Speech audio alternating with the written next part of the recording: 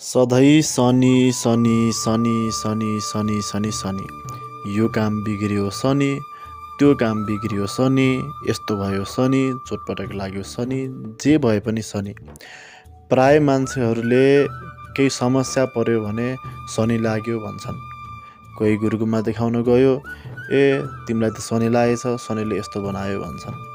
मान्छेहरूलाई थाहा नै छैन कि शनि भनेको राजा समान ऐश्वर्य दिनेवाला ग्रह हो।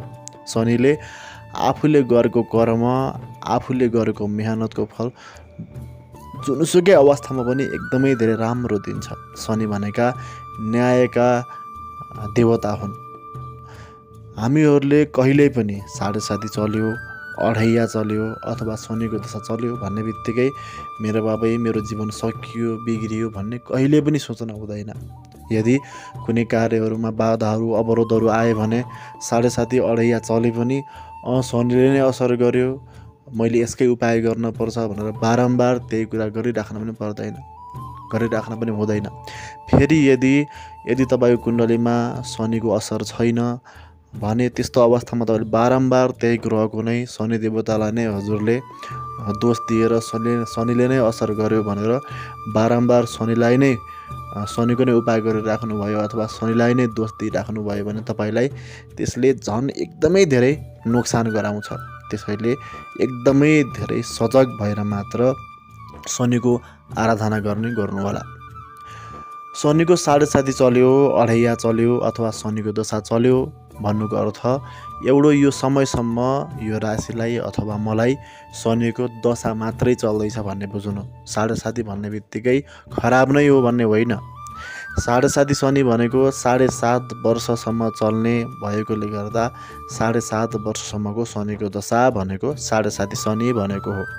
अढैया शनि भन्नाले 2.5 वर्ष यानि 2 वर्ष र आधा महिना, 2 वर्ष र आधा वर्ष, 2.5 वर्षसम्म चल्ने शनिको दशा हुनाले अढैया शनि भनेको। तर नराम्रो भन्ने होइन। शनिको दशा चले पनि अढैया चले पनि शनिले तपाईँलाई नोक्सान नै गर्छ भन्ने हुँदैन। यदि तपाईँलाई कस्तो अवस्थामा शनिले असर गर्छ भने अरू ग्रहले जस्तै अरू पनि दशाहरू अरू ग्रहका पनि दशाहरू चलिरहेका हुन्छन्, तर ती दशाहरूले पनि कस्तो बेलामा चाहिँ शुभ र अशुभ फल दिन्छन् भने यदि कुण्डलीमा लग्न कुण्डलीमा तपाईँका ती ग्रहहरू शुभ अथवा अशुभ के कस्तो अवस्थामा छन् त्यही अनुसारले उनको समयमा दशा चल्दाखेरि ती ग्रहले त्यही अनुरूप फल दिने गर्छन्। शनि पनि नवग्रहकै मध्येकै एउटा ग्रह हुन्।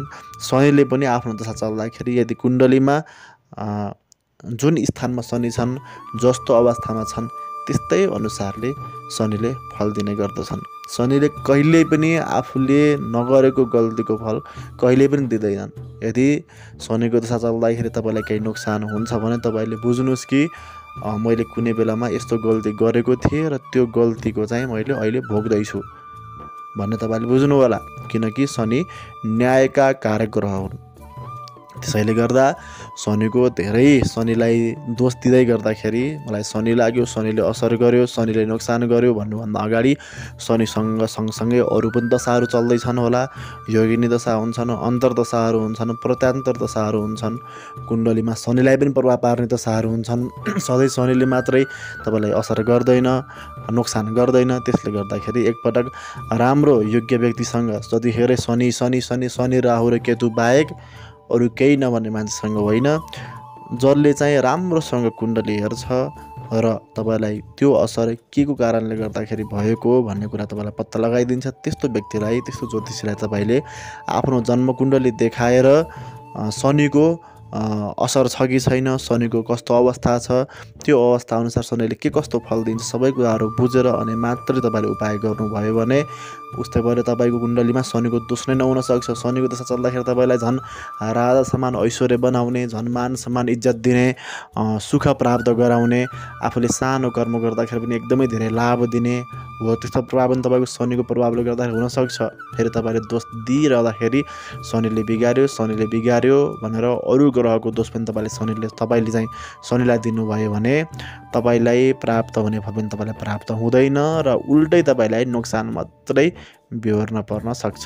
त्यसैले गर्दाखेरि एकपटक शनिको अडैया दशा चल्यो अथवा साढे साती शनि चल्यो अथवा शनिको दशा चल्यो भनेर आत्तिनुभन्दा त्यसको उपाय गरिहाल्नुभन्दा एकपटक चाहिँ योग्य गुरुसँग आफ्नो जन्मकुण्डली देखाएर अनि मात्रै त्यस पछाडि बल्ल के कुरा गर्नुपर्ने हो त्यही अनुसारले गरेर अगाडि बढ्नुहोला।